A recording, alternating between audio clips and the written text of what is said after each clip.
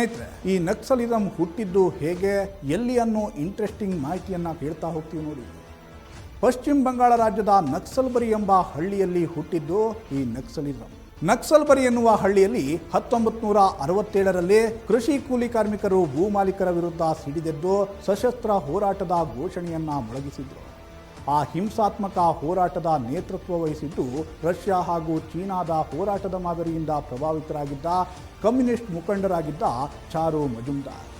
ಈ ಹೋರಾಟ ನಕ್ಸಲಿಸಂ ಎಂದು, ಹೋರಾಟಗಾರರನ್ನ ನಕ್ಸಲೀಯರು ಎಂದು ಹೆಸರು ಪಡೆಯಿತು. ಮುಂದೆ ಈ ಹೋರಾಟದ ಮಾದರಿ ಇಡೀ ರಾಜ್ಯಕ್ಕೆ ಮತ್ತು ದೇಶದ ವಿವಿಧ ಭಾಗಗಳಿಗೆ ಕೂಡ ಹರಡಿಕೊಂಡಿತು. ಇನ್ನು ಕರ್ನಾಟಕದಲ್ಲಿ ಈ ನಕ್ಸಲ್ ಚಳವಳಿಗೆ ಸುಮಾರು 4 ದಶಕಗಳ ಇತಿಹಾಸವಿದೆ. ಬೆಂಗಳೂರು, ಮೈಸೂರಿನಲ್ಲಿ ಆರಂಭವಾದ ಪ್ರಯತ್ನಗಳು ಬೀದರ್ನಲ್ಲಿ ಸಂಘಟಿತ ಹೋರಾಟದ ರೂಪವನ್ನು ಪಡೆದವು. ಆದರೆ ಅಲ್ಲಿ ನೆಲೆನಿಲ್ಲಲಾಗದೆ ರಾಯಚೂರಿಗೆ ವಾಸ್ತವ್ಯ ಬದಲಿಸಿದ ನಕ್ಸಲೀಯರಿಗೆ ಅಲ್ಲೂ ಕೂಡ ನೆಲೆ ಕಂಡುಕೊಳ್ಳಲು ಸಾಧ್ಯವಾಗಲಿಲ್ಲ.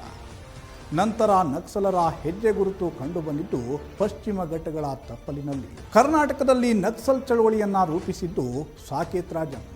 ದೆಹಲಿಯ ಜವಾಹರ್ಲಾಲ್ ನೆಹರು ವಿವಿಯಲ್ಲಿ ಓದಿದ್ದ ಸಾಕೇತ್ ರಾಜನ್ ಕರುನಾಡಿನಲ್ಲಿ ನಕ್ಸಲ್ ಚಳವಳಿಯನ್ನ ಕಟ್ತಾನೆ. 1980ರಲ್ಲಿ ಪೀಪಲ್ಸ್ ವಾರ್ ಪಕ್ಷದ ಪ್ರಭಾವಕ್ಕೆ ಒಳಗಾಗಿ ಬೆಂಗಳೂರಿನಲ್ಲಿ ಪ್ರಗತಿಪರ ವಿದ್ಯಾರ್ಥಿ ಕೇಂದ್ರ ಆರಂಭವಾಗುತ್ತೆ. ನಂತರದ ವರ್ಷಗಳಲ್ಲಿ ಇದು ಮೈಸೂರಿಗೂ ಕೂಡ ವ್ಯಾಪಿಸುತ್ತೆ. 1990ರ ದಶಕದಲ್ಲಿ ಬೀದರ್ನಲ್ಲಿ ಚಳವಳಿ ಕಟ್ಟುವ ಪ್ರಯತ್ನ ಶುರುವಾಗುತ್ತೆ. ಅಲ್ಲಿ ಯಶಸ್ಸು ದೊರಕದೇ ಇದ್ದಾಗ ಚಳವಳಿಗಾರರ ತಂಡ ರಾಯಚೂರಿನತ್ತ ಮುಖ ಮಾಡುತ್ತೆ. ರಾಯಚೂರಿನ ಚಂದ್ರಬಂಡ ಅನ್ನೋ ಪ್ರದೇಶದಲ್ಲಿ ಹೋರಾಟದ ಪಡೆಯನ್ನೇ ಕಟ್ಟಲಾಗುತ್ತೆ. 1990ರ ದಶಕದಲ್ಲಿ ನಕ್ಸಲ್ ಚಳವಳಿಯ ಕಾವು ಶಿವಮೊಗ್ಗ, ಚಿಕ್ಕಮಗಳೂರು ಸೇರಿದಂತೆ ಮಲೆನಾಡು ಪ್ರದೇಶವನ್ನು ವ್ಯಾಪಿಸುತ್ತೆ. ಕರ್ನಾಟಕ ವಿಮೋಚನಾ ರಂಗದ ಬೆಂಬಲದಲ್ಲಿ ಚಳವಳಿಗಾರರು ಮಲೆನಾಡಿನ ಆದಿವಾಸಿಗಳ ವಿಶ್ವಾಸವನ್ನು ಪಡೆದುಕೊಂಡು ಸಂಘಟನೆಯನ್ನ ಬಲಪಡಿಸಿದರು. 2000ರ ದಶಕದಲ್ಲಿ ರಾಜ್ಯದಲ್ಲಿ ನಕ್ಸಲ್ ಚಟುವಟಿಕೆ ಜೋರಾಗ್ತಾ ಹೋಗುತ್ತೆ. ಕುದುರೆಮುಖ ಬಳಿಯ ಸಿಂಗ್ಸಾರ್ ಗ್ರಾಮದ ರಾಮಚಂದ್ರಗೌಡರ ಮನೆ ಸಮೀಪ ನಕ್ಸಲರು ಮತ್ತು ಪೊಲೀಸರ ನಡುವೆ 2003ರ ಆಗಸ್ಟ್ 6ರಂದು ಗುಂಡಿನ ಚಕಮಕಿ ನಡೆದಿತ್ತು. ನವೆಂಬರ್ 17ರಂದು ಕಾರ್ಕಳ ತಾಲೂಕಿನ ಈಡು ಗ್ರಾಮದ ಬೊಲ್ಲೊಟ್ಟದಲ್ಲಿ ನಡೆದ ಎನ್ಕೌಂಟರ್ಗೆ ಪಾರ್ವತಿ ಮತ್ತು ಹಾಜಿಮಾ ಎಂಬುವರು ಬಲಿಯಾಗಿದ್ದರು. ಅದೇ ವರ್ಷ ಡಿಸೆಂಬರ್ 29ರಂದು ಶೃಂಗೇರಿ ತಾಲೂಕಿನ ನಮ್ಮಾರು ಅರಣ್ಯ ಪ್ರವಾಸಿ ಮಂದಿರಕ್ಕೆ ನಕ್ಸಲರು ಬೆಂಕಿಯನ್ನು ಹಾಕ್ತಾರೆ. ಶೃಂಗೇರಿ ತಾಲೂಕಿನ ಬುಕಡಿಬೈಲು ಸಮೀಪ ತಲಗಾರು ರಾಮೇಗೌಡ್ಲು ಮನೆ ಸಮೀಪ 2004ರ ಆಗಸ್ಟ್ 27ರಂದು ನಕ್ಸಲರು ಮತ್ತು ಪೊಲೀಸರ ನಡುವೆ ಗುಂಡಿನ ಚಕಮಕಿ ನಡೆದಿತ್ತು. ಅಕ್ಟೋಬರ್ 7ರಂದು ಶೃಂಗೇರಿ ತಾಲೂಕಿನ ಕಿಗ್ಗಾ ಸಮೀಪದ ಮಗೇಬೈಲು ಬಳಿಯಿಂದ ಪೊಲೀಸ್ ಮುದ್ದಪ್ಪ ಅವರನ್ನು ನಕ್ಸಲರ ತಂಡ ಅಪಹರಿಸಿತ್ತು. ಅವರ ಬಳಿ ಇದ್ದ ಬಂದೂಕನ್ನು ಕಸಿದುಕೊಂಡು ಬಿಡುಗಡೆ ಮಾಡಿತ್ತು. ಅಕ್ಟೋಬರ್ 11ರಂದು ಕುದುರೆಮುಖ ರಾಷ್ಟ್ರೀಯ ಉದ್ಯಾನ ವ್ಯಾಪ್ತಿಯ ಜರ್ಕಣ ಜಲಪಾತ ಬಳಿ ನಕ್ಸಲರು ಮತ್ತು ಪೊಲೀಸರ ನಡುವೆ ಗುಂಡಿನ ಚಕಮಕಿ ನಡೆದಿತ್ತು. ನವೆಂಬರ್ 21ರಂದು ಬಕಡಿಬೈಲು ಸಮೀಪದ ಹೆಮ್ಮಿಗೆ ಬಳಿ ಪೊಲೀಸರಿಗೆ ಮಾಹಿತಿದಾರ ಎಂಬ ಆರೋಪದಲ್ಲಿ ಚಂದ್ರಕಾಂತ ಎಂಬುವರ ಮೇಲೆ ನಕ್ಸಲರ ತಂಡ ಮಾರಣಾಂತಿಕ ಹಲ್ಲೆಯನ್ನು ನಡೆಸಿತ್ತು. ಶೃಂಗೇರಿ ತಾಲೂಕಿನ ಸಿರಿಮನೆ ಬಳಿ ದೇವರಹಕ್ಲು ಗ್ರಾಮದ ಸಿಂಗಪ್ಪ ಗೌಡ ಅವರ ಮನೆಗೆ 7 ಜನರ ನಕ್ಸಲರ ತಂಡ 2005ರ ಜನವರಿ 1ರಂದು ಭೇಟಿ ನೀಡಿತ್ತು.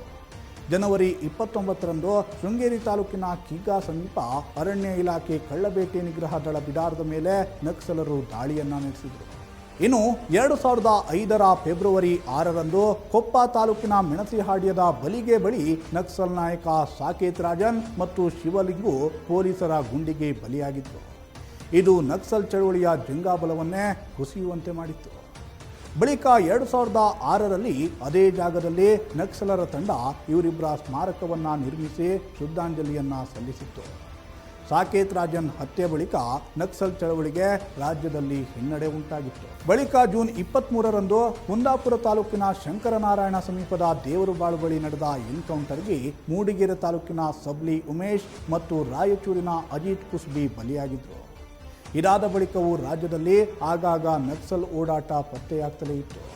ಈ ವರ್ಷವೂ ಕೂಡ ಹಲವು ಬಾರಿ ನಕ್ಸಲ್ ಚಲನವಲನ ಕಂಡುಬಂದಿತ್ತು. ಇದೀಗ ನಕ್ಸಲ್ ನಾಯಕ ವಿಕ್ರಮ್ ಗೌಡ ಹತ್ಯೆಯಿಂದಾಗಿ ನಕ್ಸಲ್ ಪಡೆಗಳಿಗೆ ಮತ್ತೊಂದಿಷ್ಟು ಆತಂಕ ಎದುರಾಗಿದೆ. ಸ್ನೇಹಿತರೆ, ಇಲ್ಲಿವರೆಗೆ ಈ ವಿಡಿಯೋ ನೋಡಿದ್ದಕ್ಕೆ ಧನ್ಯವಾದ. ಈ ತರಹದ ಇನ್ನಷ್ಟು ಮಾಹಿತಿಯನ್ನು ನಿಮಗಾಗಿ ಹೊತ್ತು ತರುವ ಪ್ರಯತ್ನ ಮಾಡ್ತೀವಿ.